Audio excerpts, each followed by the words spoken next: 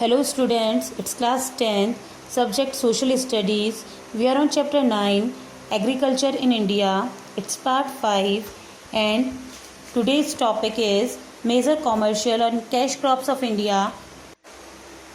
It's point 3rd, oil seed. Oil seed होता है तिलहन जिनसे कि ऑयल वगैरह निकाला जाता है. That comes under it. World's 10% oil seeds are produced in India. India में वर्ल्ड का 10% जो है ऑयल सीड प्रोडक्शन होता है. ऑयल सीड क्रॉप्स जो होती है वो खरीफ और रबी दोनों ही सीज़न में उगाई जाती हैं. इंडिया में groundnut, mustard, sesame, sunflower, flax seed, castor and soybean जो है मेजर ऑयल सीड क्रॉप्स हैं. ग्राउंडनट और मस्टर्ड जो है वो 80% पार्ट है टोटल ऑयल सीड प्रोडक्शन का, यानी कि इनका प्रोडक्शन ज़्यादा होता है. इसमें फर्स्ट बताया हुआ है ग्राउंडनट, मूंगफली.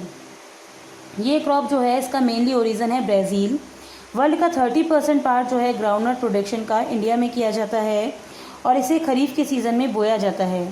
टोटल ऑयल सीड प्रोडक्शन में ग्राउंडनट जो है 45% पार्ट रखता है और जो ग्राउंडनट का प्रोडक्शन है वो इंडिया में किया जाता है गुजरात में, आंध्र प्रदेश, तमिलनाडु, महाराष्ट्र और कर्नाटका में.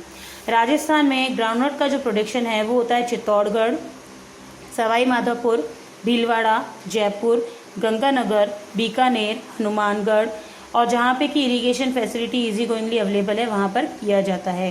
फिर है मस्टर्ड, सरसों. वर्ल्ड का 70% जो मस्टर्ड प्रोडक्शन है वो इंडिया में किया जाता है और 85% मस्टर्ड जो है वो कंट्री का वो नॉर्थन इंडिया से ही आ जाता है.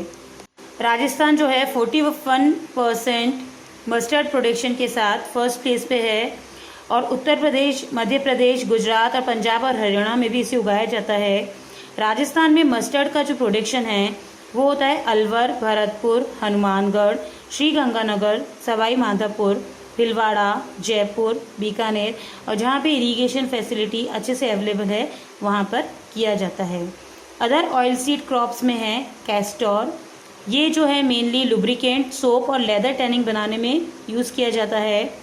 65% कैस्टर का प्रोडक्शन होता है गुजरात में और 25% का प्रोडक्शन होता है राजस्थान में. फिर है soybean.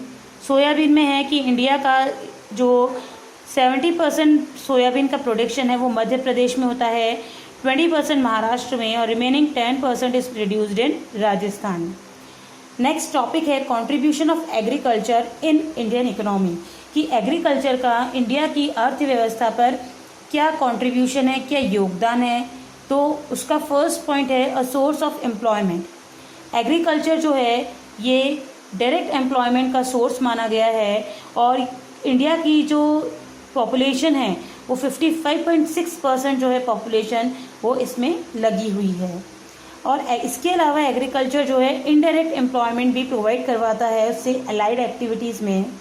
First of all will just understand कि डायरेक्ट एम्प्लॉयमेंट और इनडायरेक्ट एम्प्लॉयमेंट क्या है. डायरेक्ट एम्प्लॉयमेंट होता है कि कोई भी पर्सन अगर एग्रीकल्चर के वर्क में डायरेक्टली लगा हुआ है, यानी कि उसका मेन जो ऑक्यूपेशन है वो कृषि करना ही है, that comes under direct employment.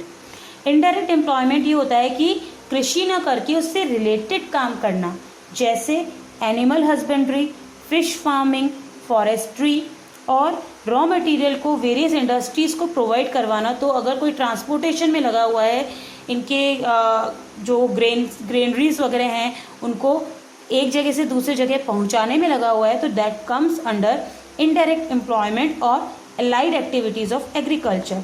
तो इस तरह से एग्रीकल्चर को सोर्स ऑफ एम्प्लॉयमेंट माना गया है. सेकेंड है contribution in gross domestic production. Total जो इंडिया का प्रोडक्शन होता है वो जो है उसमें एग्रीकल्चर और उसकी अलाइड एक्टिविटीज़ का जो कंट्रीब्यूशन है वो कितना है. तो इसमें एक आइडिया दिया हुआ है कि 1951 में ये कंट्रीब्यूशन ज़्यादा था, 55.11% था, पर धीरे धीरे अगर अपन आगे देखें तो 93-94 तक जो है ये और डाउन होता गया. 2007-8 में 17.8% पे आया, फिर 2015-16 पे ये 15.35% पे आ गया. तो ये रीज़न ये रहा कि इसमें डिक्लाइनिंग हो रहा है. अब इसका कारण क्या है? कारण है कि इंडस्ट्रियल डेवलपमेंट में ग्रोथ हो रही है. और सेकेंडरी और जो टेरिटरी सेक्टर हैं वो ग्रोथ कर रहे हैं, तो उससे जो है एग्रीकल्चर का हिस्सा जो है वो डाउन होता जा रहा है और इनका हिस्सा बढ़ता जा रहा है. That is the only reason.